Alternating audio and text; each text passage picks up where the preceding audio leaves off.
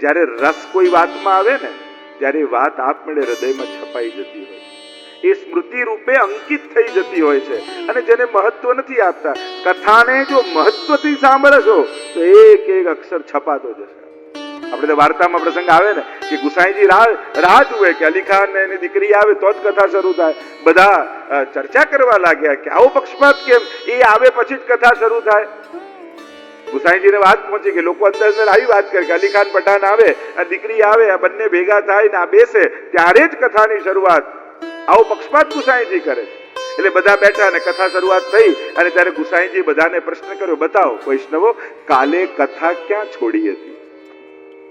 અને પેલો કે અહીંયા, પેલો કે અહીંયા, પેલો કે આ પ્રસંગમાં. બધા એકબીજાના ચહેરા જુએ કે ક્યાં મૂકી યાદ આવતું નથી. ત્યારે અલી ખાનને કહ્યું કે તમે બતાવો અલી ખાન. ત્યારે એમણે કહ્યું કે કાલનું કહું કે પહેલા દિવસથી કહી દઉં જ્યારથી શરૂ કરી હતી. અને ત્યારે બધાને સમજાયું કે ગુસાઈજી આની કેમ પ્રતીક્ષા કરે છે, આની રાહ કેમ જુએ છે? કારણ આણે તો કથાને ઉતારી છે ભીતર. અહીંયા પાંડવોનું રાજ્ય છે, ધૃતરાષ્ટ્રનું જાગરણ કર્યું જાણે વિદુરજી, અને કટુ વચન કહ્યા કે એક શ્વાન કોઈના ઓટલે એના ટુકડા ખાઈને પડ્યો હોય એમ તમે પડ્યા છો પાંડવોના આંગણે. ચોટ લાગી, ચાલ્યા વનમાં, ઉદ્ધાર થયો, આગ લાગીને ત્યાં મોક્ષને પ્રાપ્ત થયા. અર્જુનને ગમતું નથી, આવ્યા છે દ્વારિકા આજ્ઞા લઈને, અને અહીંયા યાદવા સ્થળી થઈ, પ્રભુ સ્વધામ પધારી ગયા. વિદુરજી તો યાત્રા કરવા માટે નીકળી ગયા. અને જ્યારે યુધિષ્ઠિર એકલા છે, પ્રતીક્ષા કરે છે કે અર્જુન આટલા સમયથી આવ્યો નથી. એક વાર છત ઉપર ઉભા છે અને પ્રતીક્ષા કરી રહ્યા છે, એટલામાં સામેથી અર્જુનનો યુદ્ધ રથ આવતો દેખાયો. અરે આ તો અર્જુનનો રથ છે, પણ અંદર બેસેલો વ્યક્તિ અર્જુન જેવો લાગતો નથી. દોડ્યા સામે, ઉતર્યો અર્જુન ને ચરણોમાં પડીને પોક મૂકીને રડવા લાગ્યો. અરે અર્જુન, તારું તેજ ક્યાં ગયું? શું કોઈ ભૂખ્યાને મૂકીને ભોજન કરી લીધું? કોઈ સ્ત્રીની લાજ નથી બચાવી શક્યો? કોઈ વડીલનું અપમાન કરી દીધું? તારું તેજ કેમ ગણાઈ ગયું? કહ્યું અર્જુનનું તેજ તો દ્વારિકાધીશ હતા. દ્વારિકાધીશ આપણને બધાને છોડીને સ્વધામ પધારી ગયા. અને જ્યારે આ સમાચાર પાંડવોને મળ્યા, વૈરાગ્ય જાગ્યો. કુંતાજી તો સાંભળતાની સાથે અશ્રુપાત કરતા કરતા પ્રાણોના ત્યાગ કરી દીધા. પાંડવોને થયું કે હવે સુખ ભોગવીને શું કરીશું? પરીક્ષિતને રાજા બનાવ્યા, રાજ તિલક કર્યું, અને પાંડવો ચાલ્યા હિમાલયની યાત્રાએ. મહાપ્રયાણ કર્યું છે, અને અહીંયા પરીક્ષિત રાજા બન્યા, ધર્મ અનુકૂળ શાસન કરી રહ્યા છે. પાંડવોના સંસ્કાર છે. બધી વસ્તુ શીખવાડાતી નથી હોતી વૈષ્ણવો, ઘણી વસ્તુ તો લોહીમાં આવતી હોય છે. સંસ્કારો તો ઘણીવાર લોહીમાં મળતા હોય છે માણસ. અને અહીંયા પાંડવોના સંસ્કારો છે. એકવાર નગરચર્યા કરવા માટે નીકળ્યા. લાવ જોઉં તો ખરા કે મારા રાજ્યમાં ચાલી શું રહ્યું છે. જતા જતા એક દ્રશ્ય જોયું. એક બળદ છે, એક પગ ઉપર ઉભો છે, બાજુમાં એક ગાય છે, અને એક શુદ્ર રાજા મારી રહ્યો છે બળદને. અરે મારા રાજ્યમાં આવું પાપ! પકડ્યો રાજા. કોણ છે તું? મારા રાજ્યમાં આવું પાપ કેમ કરે છે? ત્યારે પેલાએ કહ્યું હું કલિયુગ છું. ભગવાન સ્વધામ પધાર્યા એટલે હવે મારો સમય આવ્યો છે. કાળને કોઈ રોકી શકતું નથી. એક વસ્તુ યાદ રાખો, સમયને કોઈ રોકી શકતું નથી. સમયને રોકાય નહીં, સમયને કેવલ સુધારાય. કલાક છે, તમે સત્કર્મ કરીને સમય સુધારી લીધો, તમે ભક્તિ કરીને સમય સુધારી લીધો, પણ તમે ઘડિયાળ બંધ કરી દો તો સમય રોકાઈ ન જાય. સમયનો કેવલ સદુપયોગ થઈ શકે છે, એને રોકી શકાતો નથી, એને પકડી શકાતો નથી. અરે મારા રાજ્યમાં આવું પાપ કેમ કરી શકે? તું રહી જ ન શકે, કલિયુગ નીકળ બહાર. મહારાજ મારો તો સમય છે, હવે મને રોકાય નહીં, તને ન રહેવા દો. 3 પગ જોડ્યા બળદના. આ બળદ બીજું કોઈ નહીં, સાક્ષાત ધર્મ છે. 4 ચરણ કયા? તપ, પવિત્રતા, દયા અને સત્ય. આ બળદ ધર્મના 4 ચરણ 3 તોડી નાખ્યા અને એક પર ઊભું હતું. બાજુમાં જે ગાય છે બીજું કોઈ નહીં, પૃથ્વી છે, જે ધર્મની દુર્દશા જોઈ રડી રહી છે. ધર્મની હાનિ થાય ત્યારે સૌથી મોટું દુઃખ આ ભૂમિને થાય છે. અને જ્યારે આ ભૂમિ ઉપર ભગવત નામ લેવાય ને ત્યારે સૌથી વધારે પ્રસન્નતા આ ભૂમિને થાય છે. અહીંયા કહ્યું કે તું નીકળ. કલયુગે કહ્યું પણ મારો હવે સમય છે, ભગવાન સુધામ પધાર્યા એટલે મારા આવવાનો સમય આવ્યો છે, હું આપના શરણે આવ્યો છું, મારી રક્ષા કરો, મને રહેવાના સ્થાન આપ્યા. દ્યુતમાં, જુગારમાં કલયુગ, વ્યભિચારમાં કલયુગ, હિંસામાં કલયુગ, અને આપણે ત્યાં 4 સ્થાનો જે કહ્યું, ચોરીમાં કલયુગ, આમ 4 સ્થાન આપ્યા. કહ્યું કોઈ તો સારું સ્થાન આપો, તો કે જ્યાં સુવર્ણમાં પણ કલયુગ, અનિતિનું આવશે ને તો એમાં પણ તારો કલયુગ એટલે ક્લેશ. જ્યાં આ વસ્તુઓ છે ત્યાં ક્લેશ કોઈ ને કોઈ રૂપે આવવાનું જ. રાજા સારગ્રહી હતો, એને જો યત ફલમ નાસ્તિ તપસા ન યોગે સમાધિનામ તત ફલમ લભતે સમ્યક કલૌ કેશવ કીર્તનાથ. અન્ય સતયુગ, ત્રેતા, દ્વાપરમાં જે મોટા મોટા યજ્ઞોથી થાય, કલયુગમાં કેવલ પ્રભુના નામ લેવા માત્રથી થાય છે. કલયુગનો સારગ્રહી રાજા છે. કારણ કે અન્ય યુગોમાં ભગવાનની સામે જે અસુરો પણ આવ્યા ને, એ બહુ મોટા મોટા નામ મળાવ્યા. જો ને સતયુગમાં હિરણ્યકશિપુ, પછી ત્રેતા આવ્યું તો 1 અક્ષર ઘટ્યો, પેલો 4-5 અક્ષરના, પછી ઘટ્યું તો રાવણ 3 અક્ષરનો અસુર આવ્યો. દ્વાપર આવ્યું તો હજી 1 અક્ષર ઘટાડ્યો, કંસ. કલયુગ આવ્યો તો હજી 1 અક્ષર ઘટાડ્યો. અને કલયુગમાં બધાને પર્સનલાઇઝ વસ્તુનું બહુ, તો ભગવાને કહ્યું તો તમને અસુરો પણ પર્સનલી આપે. અને એ અસુર છે કલયુગનો હું. આ જે અહંકાર છે ને, એ જ કલયુગનો સૌથી મોટો અસુર છે. હવે બહાર કોઈ સિંગડા વાળા જોડે લડવાનું નથી, કોઈ લાંબા દાંત વાળા જોડે લડવાનું નથી. હવેનું યુદ્ધ તો અંતઃકરણની ભીતરનું યુદ્ધ છે. આપણે જ આપણા અહંકાર સાથે લડવાનું છે, એને પરાસ્ત કરીને જીતવાનું છે અને રામ રાજ્ય સ્થાપિત કરવાનું છે. સારગ્રહી રાજા, ભગવાનના નામથી ઉદ્ધાર. તો થયું કે કલયુગમાં બીજું કાંઈ નહીં થાય તો ભગવત નામ તો, અને એટલા માટે ભગવત નામ લેવું અને લેવડાવવું એનાથી મોટું કોઈ પુણ્ય કલયુગમાં નથી. એટલે તમે જયારે કથા માટે મનોરથી થાવ ને, તો આ બહુ મોટું પુણ્ય કાર્ય તમે કરો છો. કારણ કે તમે નિમિત્ત બનો છો અને આટલા લોકોને ભગવત નામ લેવાનો અવસર મળે. કથા માટે નિમિત્ત બનવું એ પણ બહુ મોટી વાત છે. કારણ કે આટલા લોકો ભગવત કથા સાંભળે છે. વસ્તુ આપવી એ જ મદદ નથી, સદવિચારો આપવા એ આના કરતા મોટી મદદ છે. આપણે એમ લાગે લો આના કરતા કોઈને આ આપ્યું હોત તો, જમાડ્યા હોત તો, આ આપ્યું હોત તો. પેટની ભૂખ તો આજે સમાપ્ત ને કાલે જાગશે, પણ સાચી ભૂખ તો આત્માની છે, જે અનંત જન્મોથી વિકુટો પડેલો છે. અને એની તૃપ્તિ કથા કરે છે, એની તૃપ્તિ સેવા કરે છે. અને એટલા માટે કોઈને આત્મ સંતોષ આપવો, કોઈને સદવિચાર આપવા, કોઈને સારી સદભાવનાઓ જગાવવી, એ પણ બહુ મોટું દાન છે. અને એ દાન આપો છો આ કથા દ્વારા, સત્સંગ દ્વારા, મંદિર દ્વારા, પ્રશિક્ષણો દ્વારા.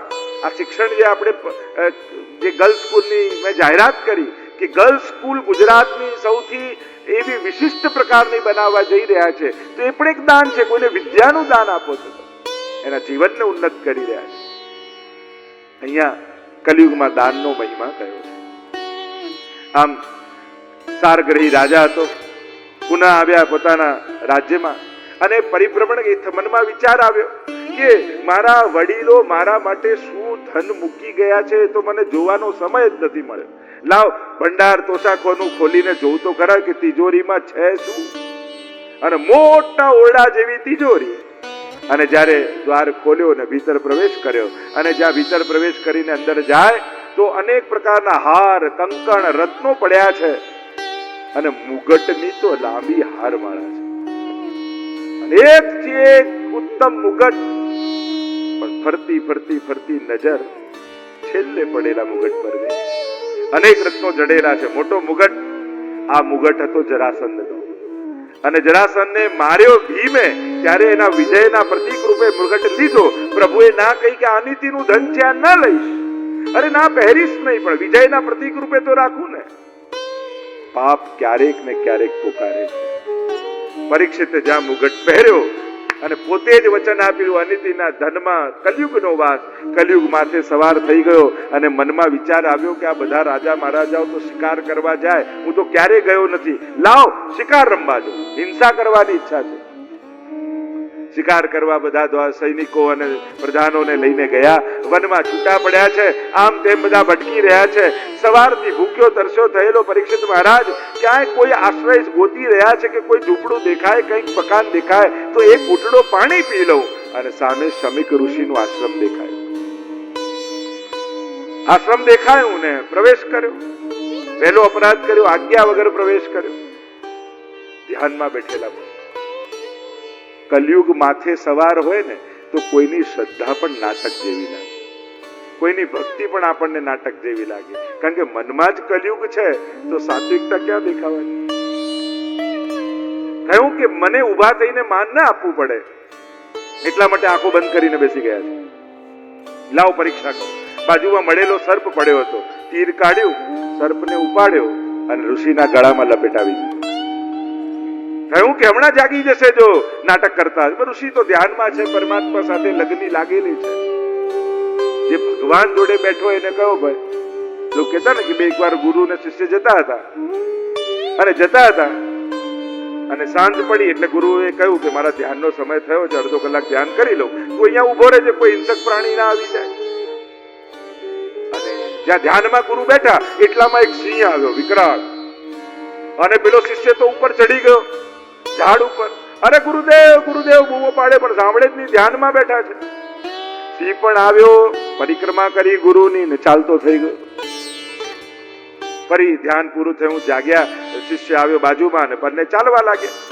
અને ચાલતા ચાલતા આગળ જાય એટલામાં એક મધમાખી આવીને આજુબાજુ ઉડવા લાગી. અને ગુરુ કહે શિષ્યને કે બચાવ, અને દૂર બગાડ, મને ડંખ મારશે. શિષ્યને થયું કે હદ કરો છો ગુરુદેવ, પેલો સિંહ આ તમારું આખું પરિક્રમા કરીને નીકળી ગયો ત્યારે કાંઈ ન થયું, એક મધમાખી આજુબાજુ આવે બબૂ પાડો છો, આવું કેમ? ત્યારે ગુરુએ કહ્યું કે સિંહ બાજુમાં હતો ત્યારે મારી બાજુમાં ભગવાન હતા, અત્યારે તું મારી બાજુમાં છે એટલે.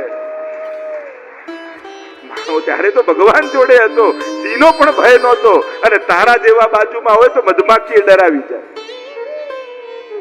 મૂળ વાત એ છે કે જીવ છે ક્યાં, કોની સાથે છે? ધ્યાન પરમાત્મામાં છે, કોઈ ભય નથી. અને પરીક્ષિત રાજા તો ત્યાંથી નીકળી ગયા.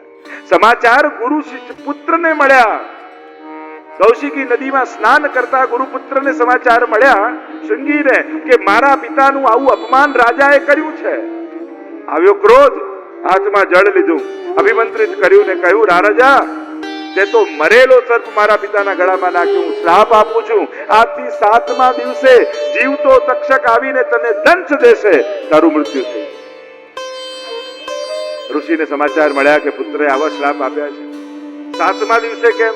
તો કહ્યું કે ગળામાં સર્પ નાખ્યો. જો માથે નાખ્યો હોત, કારણ કે ગળામાં નાખ્યો તો 7 દ્વાર ખુલ્લા રહી ગયા, 2 આંખ, મુખ, 2 નાક, 2 કર્ણ, 7 દ્વાર ખુલ્લા રહી ગયા. એટલે 7મા દિવસે જો માથે સર્પ નાખ્યો તો હમણાં ને હમણાં દંશદેવ શ્રાપ લાગે. ઋષિએ કહ્યું, અરે રાજાનો કોઈ અપરાધ નહોતો, એ તો ભૂખ્યા તરસ્યા થયેલા એટલે આમ બન્યું છે. જાઓ કોઈને મોકલો ને રાજાને સમાચાર આપ્યો કે એને શ્રાપ લાગ્યો છે. જો આ તો શ્રાપિત ને સમર્પિત સુધી લઈ જનારી કથા છે. લાગ્યો છે શ્રાપ 7મા દિવસે. આપણને એમ થાય કે ઓ 7મા દિવસે તો 8મો દિવસ મળ્યો છે જ કોને?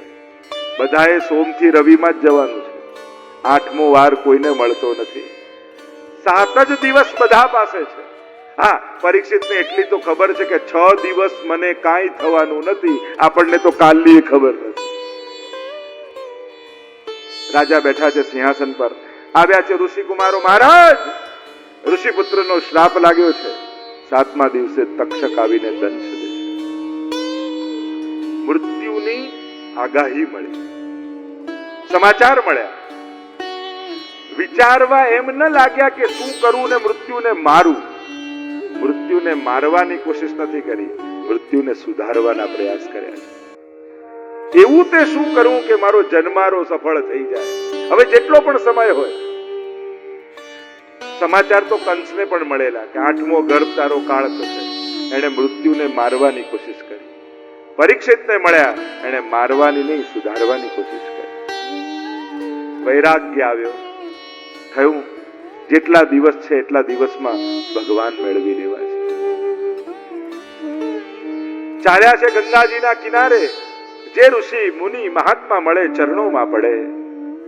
7 દિવસ છે, ઉદ્ધાર થઈ શકે? મહાત્માઓ કે અમે હજારો વર્ષોથી તપ કરીએ, તમારા 7 દિવસમાં ઉદ્ધાર ક્યાંથી થાય? જે ઋષિ મળે, જે ગુરુ મળે એના ચરણોમાં પડે. પણ જે દિવસે સાચા અર્થમાં કોઈ ગુરુની કામના આપણી આત્મામાં જાગે ને, ત્યારે ભગવાન કોઈ ને કોઈ સદગુરુને મોકલી દેતા હોય છે. અને એ જ ક્ષણે તત્રા ભવદ ભગવાન વ્યાસ પુત્રો સુખદેવજી પ્રગટ થયા છે. આજાન બાહુ છે, વિશાળ વક્ષસ્થળ છે, કમળની પાંખુડીઓ જેવા નેત્ર છે, લાંબા લાંબા કેશ છે, અને જાણે સાક્ષાત પરમાત્મા સુખદેવજીનું રૂપ લઈને સામેથી પધારતા હોય. અને જોતા જ એમ લાગ્યું મારો ઉદ્ધાર તો આમના હાથે લખાયો છે. ભાગતા પરીક્ષિત મહારાજ ચરણોમાં પડ્યા અને કહ્યું 7 દિવસ છે, ઉદ્ધાર થઈ શકે. ત્યારે કહ્યું કે 2 ઘડીમાં ઉદ્ધાર થાય એવા ઇતિહાસમાં ઉદાહરણો છે. 7 દિવસ તો ઘણા કહેવાય. પ્રભુ તો છિન્મય લે ઉદ્ધરે. ઉદ્ધાર કરવા માટે તો ક્ષણની વાર લાગે. 7 દિવસ તો ઘણા કહેવાય. આવ બેસ મારી પાસે. અને જ્યાં બેઠા છે પરીક્ષિત મહારાજ સુખદેવજીના ચરણોમાં 2 પ્રશ્નો કર્યા.